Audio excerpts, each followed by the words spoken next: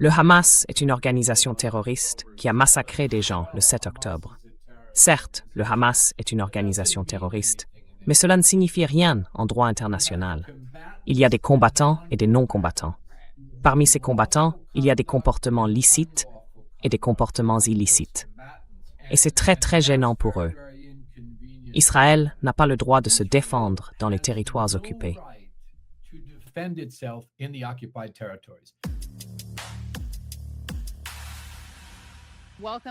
Nous retrouvons Craig Mokhiber, avocat très engagé dans la défense des droits humains, penseur, écrivain et militant. Bonjour Craig, comment allez-vous? Heureux de vous revoir parmi nous. Bonjour Katie, je suis très heureux de vous retrouver. Oui, merci de nous rejoindre. Je ne sais pas si vous avez écouté l'échange que je viens d'avoir avec le représentant Kana, mais si c'est le cas, quelle a été votre réaction?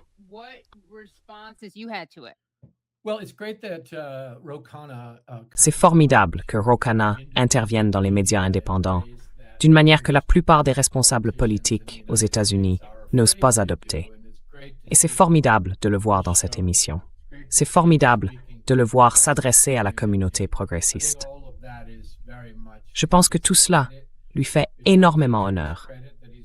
Il faut aussi lui reconnaître le mérite d'avoir été aussi franc, en s'opposant au lobby israélien et au relais d'Israël à Washington, et je pense en défendant le peuple palestinien de façon très importante.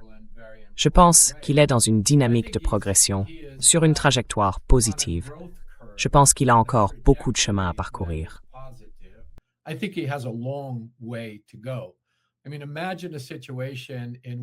Imaginez une situation où les responsables politiques américains prendraient instinctivement le parti du droit international et des droits humains universels, sans chercher à créer des exceptions en fonction de la politique de Washington. Donc, je pense que Ro Khanna a encore un peu de chemin à faire. L'entendre dire que le Hamas est une organisation terroriste, donc qu'on ne peut pas l'armer et qu'il ne peut pas le soutenir. Puis dans le même souffle, parler d'armer le régime israélien, qui est un régime d'apartheid génocidaire, qui viole de manière extrême toutes les normes du droit international depuis 80 ans, et qui au moment même où nous parlons, perpètre un génocide retransmis en direct. Donc, évidemment, vous voyez le dôme de fer comme une mesure défensive, n'est-ce pas? Mais vous savez qu'en est-il du droit des Palestiniens à résister à un régime militaire d'occupation?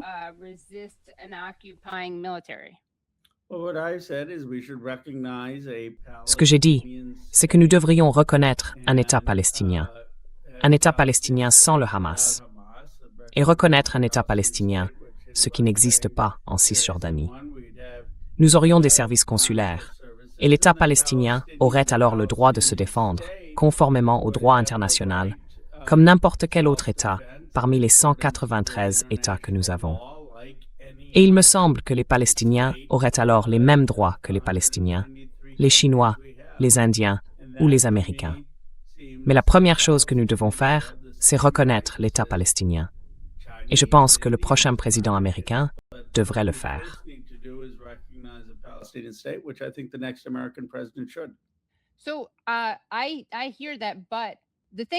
Donc je l'entends. Mais le fait est que beaucoup de gens ne semblent pas le reconnaître, et on peut juger cela bon ou mauvais sur le plan moral.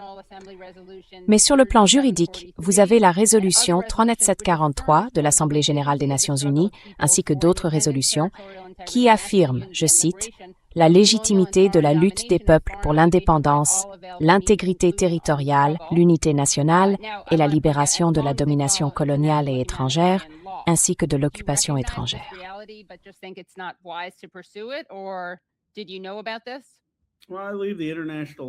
Eh bien, je laisse le droit international aux spécialistes du droit international. Moi, je parle de la manière dont nous parvenons à une paix juste. Et à mes yeux, la résistance la plus efficace est non violente. C'est ce dans quoi s'engagent beaucoup de Palestiniens. Qu'ils ne soient pas capables de voir, permettez-moi d'employer ce mot, l'hypocrisie de cette position, je pense que ça montre qu'il a encore beaucoup à apprendre et à mûrir avant de pouvoir vraiment représenter les Américains qui veulent une politique étrangère fondée sur l'égalité, les droits humains, le droit international et sur un semblant de moralité, pas sur les règles de l'exceptionnalisme qui définissent la politique à Washington. Donc vous savez, il avance, mais nous devons le pousser sacrément plus loin.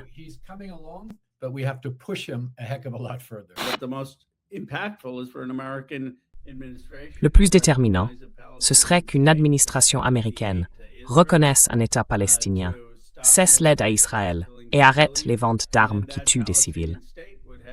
Cet État palestinien aurait alors le droit de se défendre, conformément au droit international.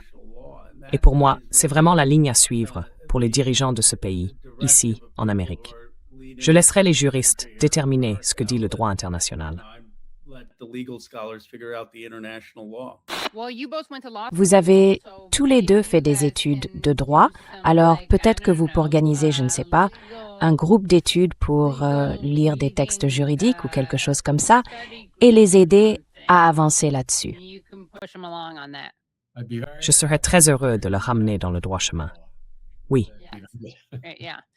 Oui, puis peut-être même que je vais vous suggérer que vous avez déjà partagé la scène, enfin pas en même temps, mais peut-être que vous pourriez figurer sur le même ticket. Peut-être qu'il vous choisira comme colistière. Qui sait?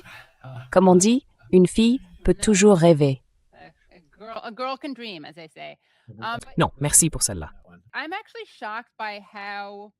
Je suis vraiment choquée de voir à quel point nos médias et nos élites politiques accordent peu de place à la notion de droit à résister. Enfin, je ne suis pas choquée, mais je le suis quand même, parce qu'on invoque toujours le droit d'Israël à exister. Je veux dire, constamment. Et pourtant, l'entité qui a le droit d'exister et de résister, c'était un lapsus freudien, parce qu'on ne lui accorde même pas le droit d'exister, encore moins celui de résister. Ce serait le peuple palestinien en tant que peuple occupé et soumis à un génocide. La question au fond, c'est qu'est-ce qu'Israël, en tant que puissance occupante, est autorisé à faire pour protéger ses citoyens? Et qu'est-ce que les Palestiniens, en tant que peuple occupé, sont autorisés à faire pour protéger ses citoyens?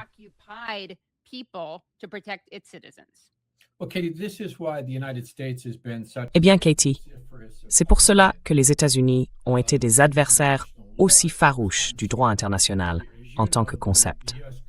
Comme vous le savez, le gouvernement américain aime parler d'un ordre fondé sur des règles, ce qui est différent du droit international. En gros, Washington fixe les règles et tout le monde doit s'y conformer, tandis que les États-Unis en sont exemptés, tout comme leurs alliés les plus proches, comme Israël.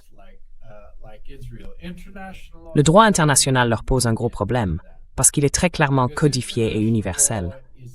Il s'applique à tout le monde.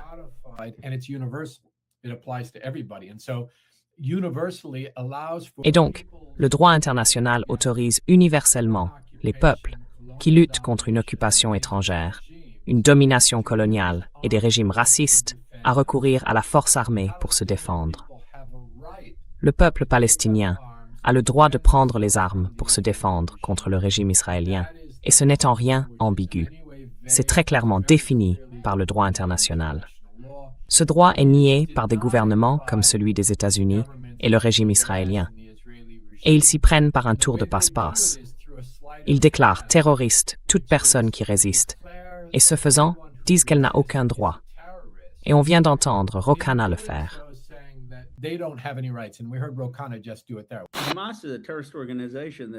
Le Hamas est une organisation terroriste qui a massacré des gens le 7 octobre.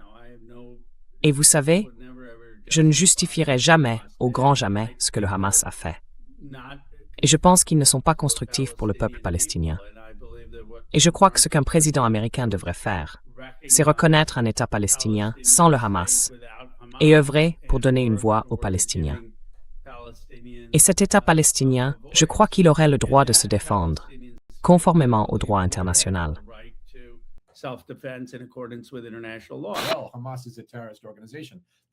Eh bien, le Hamas est une organisation terroriste. Cela ne signifie rien en droit international. Il y a les combattants et les non-combattants. Parmi ces combattants, Il y a des comportements licites et des comportements illicites. Et c'est très très embarrassant pour eux.